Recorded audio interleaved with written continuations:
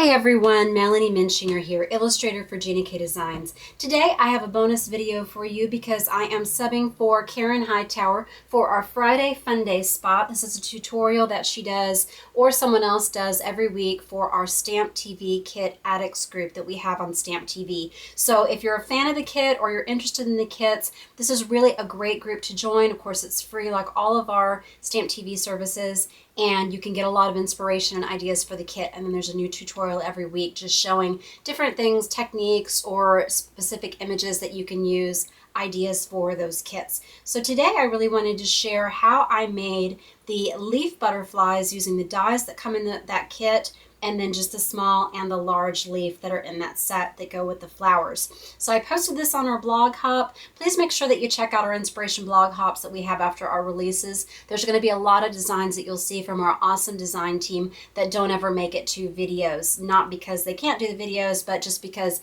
we don't have time to cover every idea that our design team has. So just make sure that you check out those cards. So today we're going to be using these leaves here. This particular StampTV kit, it comes with dies that fit both of these stamp sets in it. So we're going to be using the large and the small leaf dies in that. And so I really love to kind of do out-of-the-box designs and figure out how I can get even more mileage out of my images. So I really tend to look at shape first rather than what the actual image is. And I love the pattern in these particular leaves. Those stripes rather than really obvious veins make it a little bit more ambiguous what they are. And if you'll check out my blog post, which I will link in this as well, you can see how I use these as petals of a flower in addition to leaves or butterfly wings. So in addition to this kit, you're also going to be needing some ink pads. So I took inspiration from the palette that Gina had. So I've got the Ocean Mist, the Black Onyx, and then the Red Hot. I am using a DR3 Spectrum Noir marker just for adding a little bit of coloring to this floral element that we have here. I've got just some extra foam square adhesive here, or little foam circles for pop dots for popping up those wings. I like to use every little bit, so I'm just going to trim this up with some scissors. Then I've got a small, medium, and large block. Don't have to have this many blocks, but I just didn't want to get ink on my fingers and transfer it to my card, which is what I did the first time I tried to shoot this video. And then we've got a piece of Gina K heavy base weight pure luxury 4 1/4 by 11 inches scored at 5 1/2.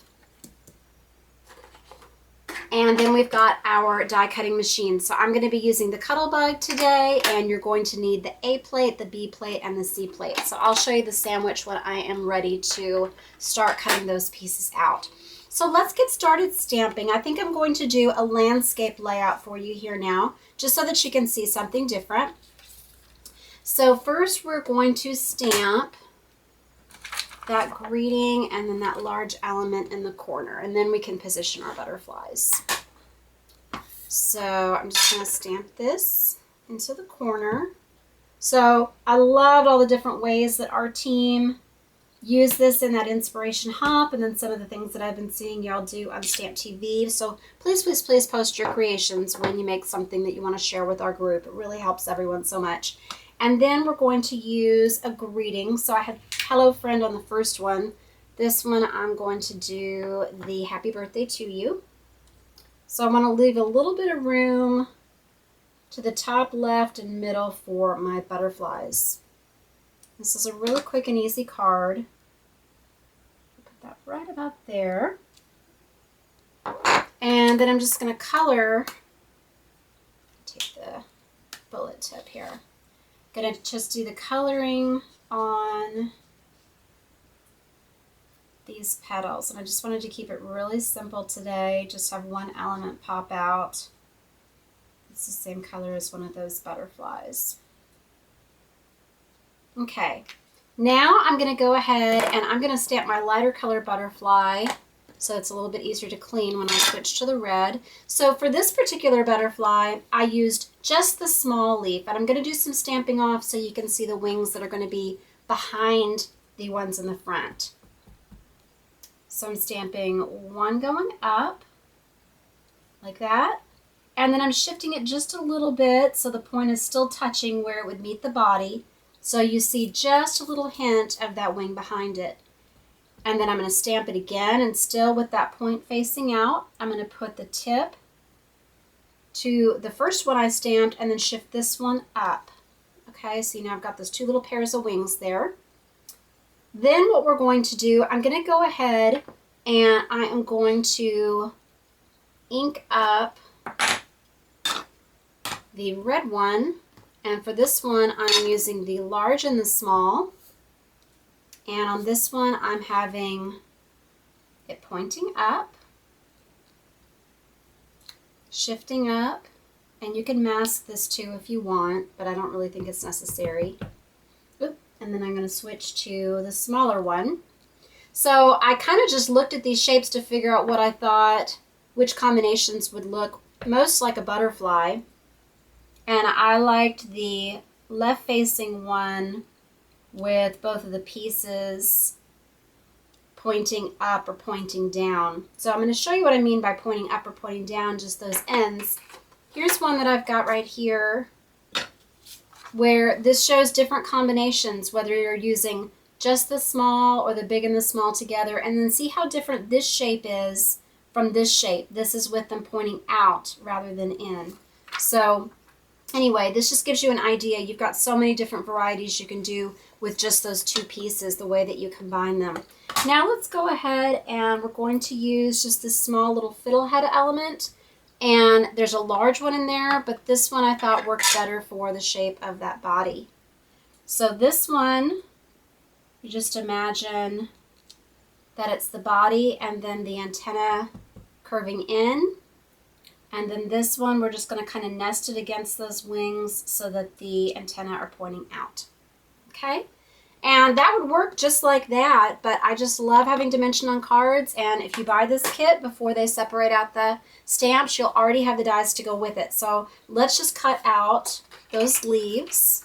So I'm going to do a large and a small, and it's up to you whether you want to take that scrap. I think I forgot to show the scrap, but I've just got a scrap of the layering weight white here. You can stamp out your leaves first and then line up your dies around them, or you can die cut first and then stamp into them.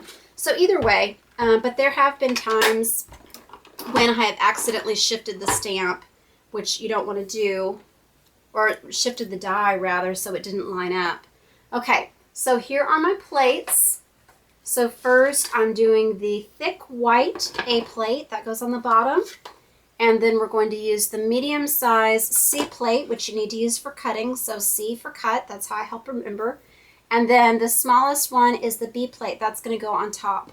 So I'm just going to take the piece of cardstock and put it in here and put that cut side down. Some people prefer to put the die down and then put the paper on top of it. I just think it's easier this way, but I know there are reasons for doing it the other way. And I have a little bit of warping in my plates. I haven't replaced them in a long time, so I'm just using this folded piece of cardstock as a shim. So you can find out what you need, but if you find that your dies aren't cutting all the way through, I would just add on one piece of paper at a time until you find out what's going to work. And then, you know, if you're not as frugal as me, eventually replace your plates. Okay, so these two pieces are just going to pop right out. And we'll just stick them back on that magnetic mat so that we don't lose them. And put this aside. And now we just need to stamp those leaves on. So we've got the large one.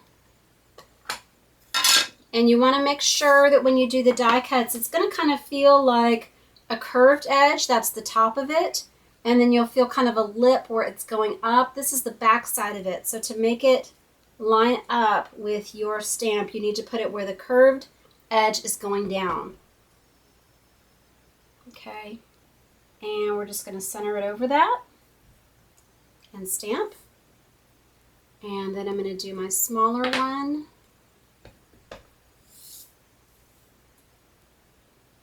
And stamp. Pull that away. Okay.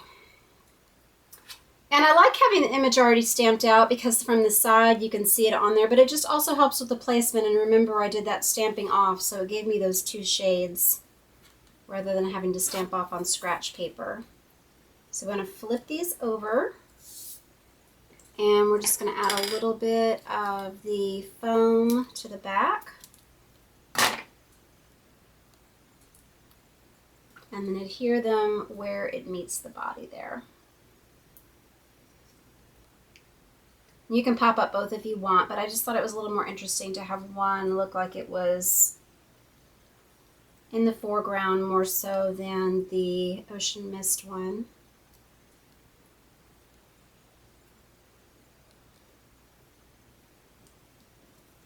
Just like to use every little bit that I can.